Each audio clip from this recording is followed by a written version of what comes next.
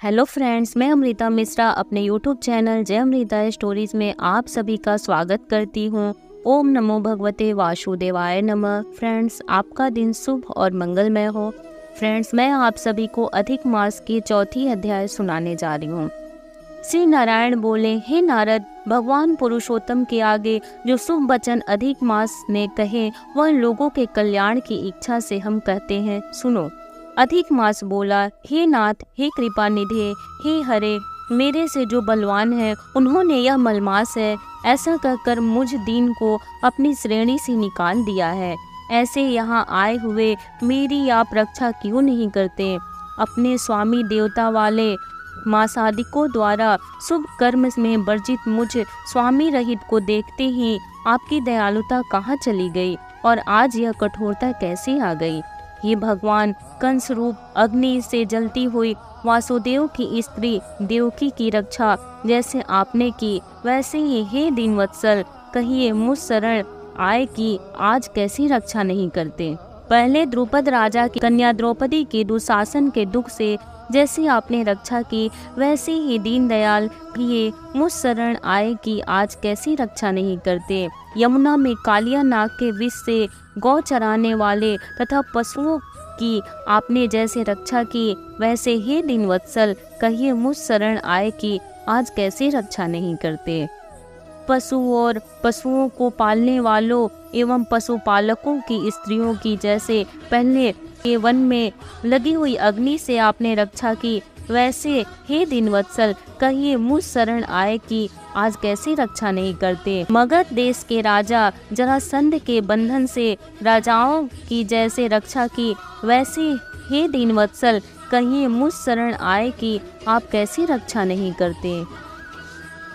आपने ग्राह्य के मुख से गजराज की झट आकर जैसे रक्षा की, वैसे हे दीनवत्सल, कहिए मुझ शरण में आए कि आज कैसी रक्षा नहीं करती? श्री नारायण बोले, इस प्रकार भगवान को कह स्वामी रहित मलमास आंसू बहाता मुख लिए जगतपति के सामने चुपचाप खड़ा रहा।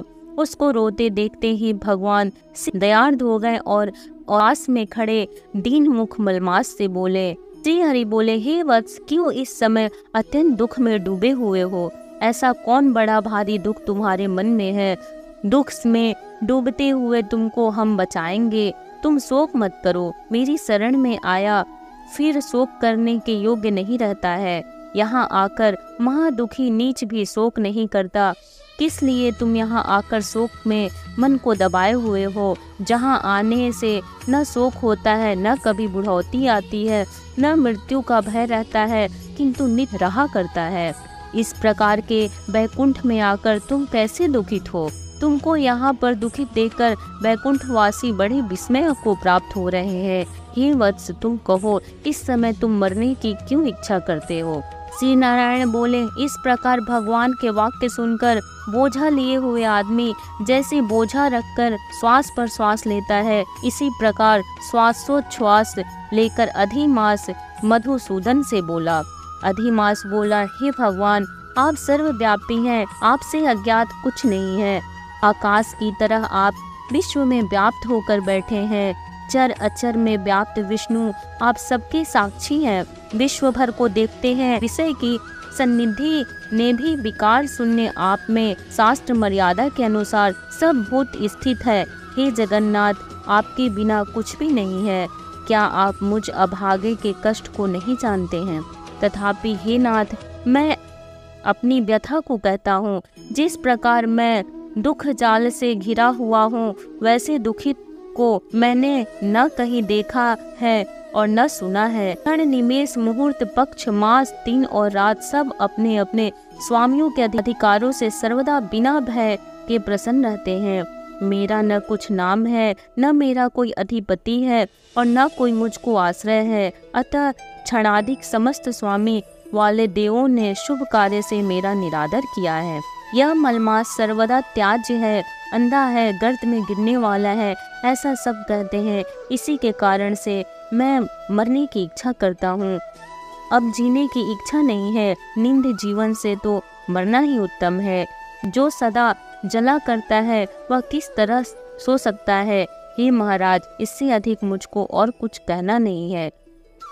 वेदों में आपकी इस तरह प्रसिद्धि है कि पुरुषोत्तम आप परोपकार प्रिय हैं और दूसरों के दुख को सहन नहीं करते।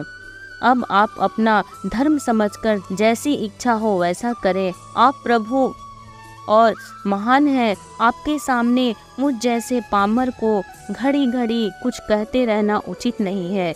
मैं मरूंगा, मैं मरूंगा, मैं अब न जीऊंगा, ऐसा पुनः पुनः कहकर वह अधिमास, हे ब्रह्मा के पुत्र, चुप हो गया और एकाएक श्री विष्णु के निकट गिर गया। तब इस प्रकार गिरते हुए मलमास को देख भगवान की सभा के लोग बड़े विस्मय को प्राप्त हुए। श्री नारायण बोले, इस प्रकार कहकर चुप हुए अधिमास के प्रति बहुत कृपा भार से औसन्न हुए श्री कृष्ण मेघ के समान गंभीर वाणी से चंद्रमा की किरणों की तरह उसे शांत करते हुए बोले।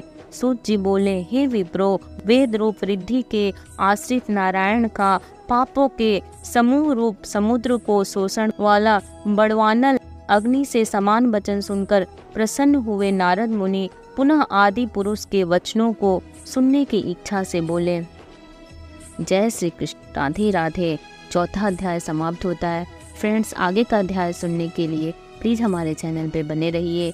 अगर ये कथा आपको पसंद आती हो तो लाइक कर दीजिए, शेयर कर दीजिए, चैनल को सब्सक्राइब कर दीजिए, बेल नोटिफिकेशन को प्रेस कर दीजिए ताकि जब भी मैं कोई नई वीडियो अपलोड करूं उसकी नोटिफिकेशन सबसे पहले आपको मिले। जय श्री कृष्ण। राधे राधे।